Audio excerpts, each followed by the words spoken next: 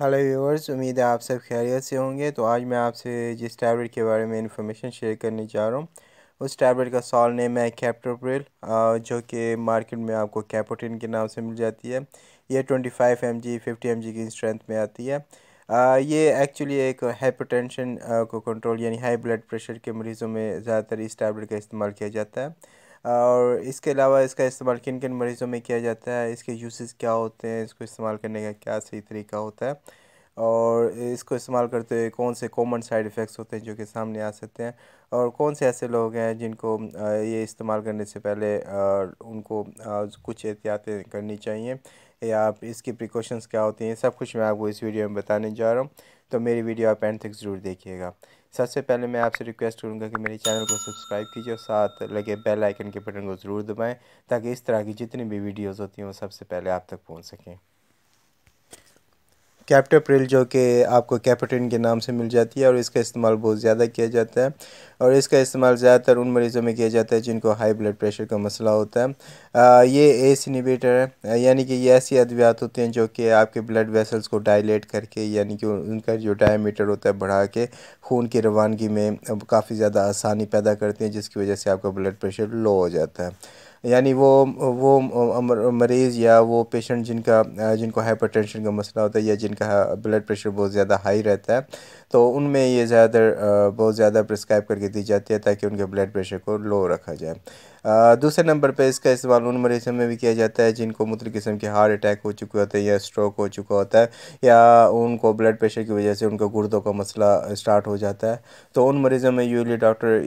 ये मेडिसिन, ये अद्वियात इस्तेमाल कराते हैं ताकि उनके ब्लड प्रेशर को कंट्रोल किया जाए, ताकि ब्लड प्रेशर वजह ना बने उनके हार्ट अटैक या स्ट्रोक की, या उनके गुर्दों के मसले की। तो तीसरे नंबर पे इसका इस्तेमाल उन मरीज़ों में भी किया जाता है जिनको डायबिटीज़ होती है, शुगर होती है। और डायबिटीज़ के जितने मरीज़ होते हैं, या शुगर के जितने मरीज़ होते हैं, उनका मसला जो होता है वो ये होता है कि उनको आहिस्ता आहिस्ता उनके गुर्दों पर डायबिटीज़ अटैक करना शुरू कर देती है। तो अगर उन मरीज़ों में शुगर के मरीज़ों में इसका इस्तेमाल किया जाए तो उनके गुर्दों को काफ़ी हद तक प्रोटेक्ट किया जा सकता है, क्योंकि देखा गया है कि अगर कैप्टोप्रिल का इस्तेमाल डायबिटीज़ के मरीज़ों में किया जाए तो उनके गुर्दों को काफ़ी हद तक ये प्रोटेक्ट करती है, या डैमेज होने से रोकती है।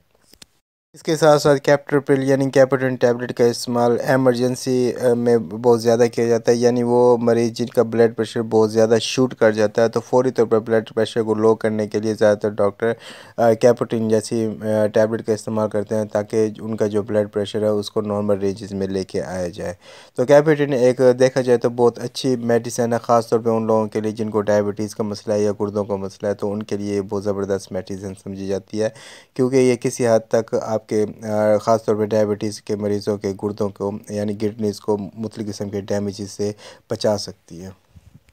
जहाँ तक बात की जाए कि कैप्टोप्रिल टैबलेट यानी कैपोटेन टैबलेट का इस्तेमाल कैसे करना चाहिए, तो इसका इस्तेमाल हमेशा डॉक्टर की हिदायत के मुताबिक करना चाहिए, क्योंकि इसका इस्तेमाल मुख्तलिफ मरीज़ों में किया जाता है, और मुख्तलिफ मरीज़ों में इसको प्रिस्क्राइब करने की जो वजूहत होती है वो मुख्तलिफ ही रहती हैं। तो इसको इस्तेमाल करने से पहले अपने डॉक्टर से लाजमी कंसल्ट करें। इसको इस्तेमाल करते हुए डॉक्टर यूजुअली ये रिकमेंड करते हैं कि इसका इस्तेमाल आपने हमेशा खाने से 1 घंटा पहले ही करना है। इसको इस्तेमाल करके प्लेंटी ऑफ वाटर यानी बहुत ज़्यादा पानी का इस्तेमाल करना चाहिए। कैप्टोप्रिल टैबलेट या कैपोटेन टैबलेट इस्तेमाल करते हुए कुछ मुमकिन और कॉमन साइड इफ़ेक्ट्स सामने आ सकते हैं। उन मुमकिन और कॉमन साइड इफ़ेक्ट्स में यह है कि आपको खुश्क खांसी रह सकती है। इसके साथ साथ अगर आप इसका इस्तेमाल करते हैं तो आपके हाथ पाँव सुन्न रह सकते हैं, मुंह का जायका तब्दील रह सकता है, और स्किन पर रैशेज़ या स्किन पर ख़ारिश वगैरह भी हो सकती है। और इसके अलावा और भी मुख्तलिफ़ किस्म के कॉमन साइड इफ़ेक्ट्स हैं, लेकिन ये बहुत ज़्यादा कॉमन है। ये साइड इफ़ेक्ट्स जो कि कैप्टोप्रिल और कैपोटेन टैबलेट इस्तेमाल करते हुए सामने आ सकते हैं। जहाँ तक कैपोटेन टैबलेट के की प्रिकॉशंस के बारे में बात की जाए, यानी इसको लेते हुए किन चीज़ों का एहतियात करना चाहिए और किन मरीज़ों को इसको लेते हुए एहतियात से काम लेना चाहिए, उन लोगों में सबसे पहले मैं उन लोगों की बात करता हूँ जिनको कैप्टोप्रिल या इससे रिलेटेड या इस ग्रुप से रिलेटेड किसी भी मेडिसिन किसी भी किस्म की एलर्जी है, तो उन लोगों को चाहिए वो इस टैबलेट का इस्तेमाल बिल्कुल ना करें।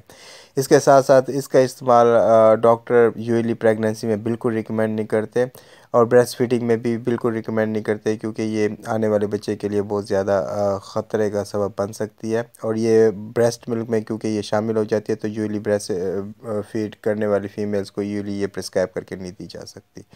इसके साथ साथ वो लोग जो अल्कोहल का इस्तेमाल करते हैं, तो उन लोगों को चाहिए वो कैप्टोप्रिल लेते हुए अल्कोहल का इस्तेमाल ना करें, क्योंकि अगर वो अल्कोहल का इस्तेमाल करते हैं इसको लेते हुए, तो ये मे भी उनके साइड इफ़ेक्ट्स में इजाफा कर सकती है। तो ये चंद प्रिकॉशन